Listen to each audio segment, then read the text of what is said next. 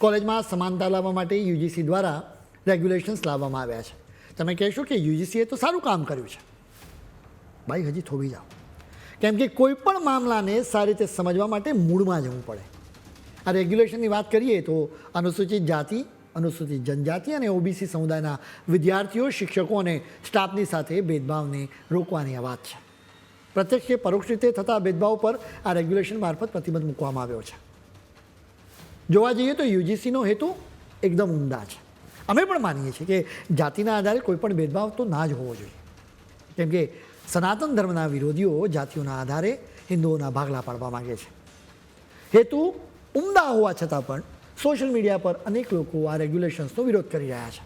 અનેક લોકો લખી રહ્યા છે કે એનાથી સવર્ણ વિદ્યાર્થીઓ માટે મુસીબત ઊભી થશે. સૌથી પહેલાં રેગ્યુલેશનમાં કઈ વાતો સમાવવામાં આવી છે એના પર નજર કરવી પડે. એના પછી સવર્ણ વિદ્યાર્થીઓના મનમાં રહેલા ડર વિશે પણ અમે વાત કરીશું. યુજીસીના રેગ્યુલેશન્સમાં સ્પષ્ટ કહેવામાં આવ્યું છે કે ધર્મ, વંશ, જાતિ, જેન્ડર, જન્મસ્થળ કે દિવ્યાંગતાના આધારે કોઈની સાથે ખરાબ વર્તાવ ન થવો જોઈએ.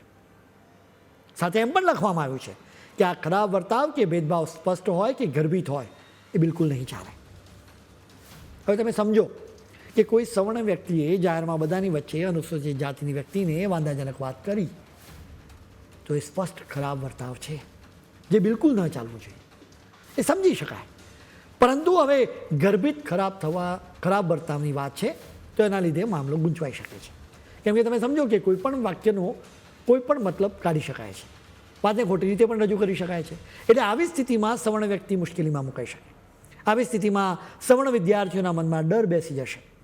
તેઓ અનુસૂચિત જાતિ, જનજાતિ અને ઓબીસી વિદ્યાર્થીઓથી દૂર જ રહેશે, કેમ કે તેની સામે એક્શન લેવાનો ડર રહેશે.